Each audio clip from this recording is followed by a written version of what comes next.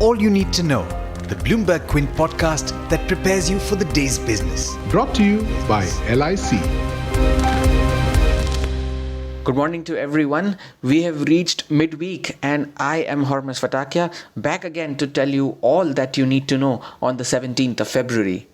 If you're living in Mumbai, consider yourself warned. The city's mayor has said that another lockdown may be imposed if the rise in COVID cases is not stemmed. The mayor urged Mumbaikars to wear masks, maintain social distancing, and sanitize their hands frequently to help authorities control the virus spread.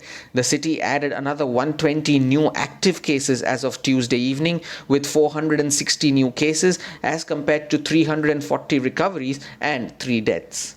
In business news, Nestle India's quarterly profit and revenue saw growth as compared to last year, but that was below street expectations.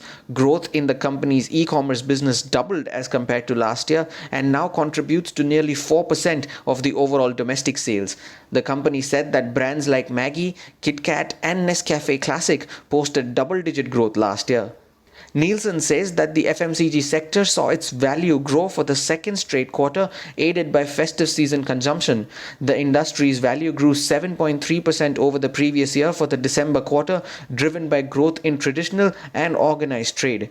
Rural markets continued to grow in double digits, rising 14.2% in the December quarter as compared to 10.6% on a sequential basis. In international news, Bitcoin cooled off overnight after surging past the $50,000 mark. The cryptocurrency managed to hit an intraday high of $50,547 before pairing gains. It is currently trading around the $49,200 mark. Warren Buffett's Berkshire Hathaway cut its stake in Apple during the last few months of the year. However, at $120 billion, the iPhone maker still remains Berkshire's single largest stock holding. The conglomerate also revealed that it bought stocks like Verizon Communication, insurance brokers Marsh and McLennan, along with Chevron. Shares of all the three stocks rose during the aftermarket trading in the United States. Elsewhere, oil prices are little changed this morning. Bloomberg reports that US oil production has plunged by over 2 million barrels per day owing to the coldest weather in 30 years. 2 million barrels per day will be equivalent to 18% of the overall US crude production, according to most recent government data. Low temperatures have also resulted in equipment failure at multiple natural gas processing plants, resulting in regional natural gas prices hitting a record high. Among other commodities, gold is down for the 5th day in a row, on course for its longest losing streak in nearly a year. Back home, IndusInd International Holdings, the promoter of IndusInd Bank, informed the exchanges late last night that they have completed their capital raise through the rights issue, which was oversubscribed. Promoters have also decided to monetize some of the mature non-core investments to support the redemption of warrants. The proceeds from this will be remitted on or before the 18th of February, which is the deadline given by SEBI for the redemption of these warrants. In a separate filing, the bank stated that the promoters have pledged over 5.6% stake in the lender with Catalyst trusteeship. The stake was pledged by the promoter entities IndusInd Limited and IndusInd International Holdings, according to the statement. Adani Ports has completed the acquisition of Diggy Port under the corporate insolvency process for a sum of 705 crore rupees. The company will invest a sum of 10,000 crore rupees to develop the port as an alternate gateway to the JNPT in Mumbai. With this acquisition, Adani Ports now marks its presence in the state of Maharashtra and aims to support the industrial zones in the Mumbai and Pune region. With that, it's now over to Neeraj Shah for the trade setup of the day. Morning, Neeraj. Markets saw some pressure at higher levels on Tuesday. How are we set up for today?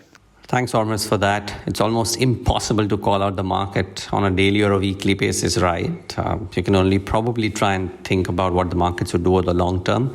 But yes, the last couple of days we've seen fairly even market breadth, so it's not been too positive. And yesterday the index took a breather with above average volumes on the NSE. So it'll be interesting to see how the near term shapes up. Remember, the world over, everybody's talking about the rising yields and do they put pressure. I must say though that the US markets recovered from the intraday volatility to close flat, and the futures currently are also maybe marginally lower. So you don't technically have global support to build on to gains. Banks are a bit choppy, even if Reliance is putting in some performance. So very difficult to build out a very strong bull case. And which is why I think that in these times, the markets may gravitate towards companies in the IT and the pharma packs. I would watch out for those for sure. I would certainly watch out for real estate if indeed Lodha or Macro Tech does file an IPO, as I think one of the channels was suggesting. Let's wait and watch. But amongst companies that I'm watching out for today, most certainly Nestle, because of the EBITDA margin miss or EBITDA miss, even if the gross margins were okay. But, well, people could look at it constructively that the companies put in higher marketing costs because it is confident about the prospects going ahead. Watch out for Tata Power because the resolution approved for the merger of CGPL, which is the subsidiary of the company with itself as well. I'm sure you've spoken about it. And just one quick word on IndusInd Bank, Hormuz. Promoters, they've created the pledge, but I would reckon it might be on account of the promoters having to infuse capital in the bank against convertible warrants issued to them. So may not be all that bad. However, interestingly, it'll be all IT and pharma to my mind over the course of the next couple of days if the markets stay choppy. Be careful on the leverage long positions, everybody. And thanks for tuning in to this podcast. Have a great day ahead. I hope you enjoyed listening to All You Need to Know. Did you know that you could listen to the show on the IVM Podcast app? On the IVM Podcast app, along with this, we have a number of other shows which you think you'll enjoy. Listen to Cyrus Says with Cyrus Brocha as the host. Listen to Paisa Vaisa with Anupam Gupta. The Scene and the Unseen with Amit Verma. Or Shunya One hosted by Shiladitya Mukhopadhyay and myself. Check out the IVM Podcast app to get more talk content that you will enjoy. Brought to you by LIC.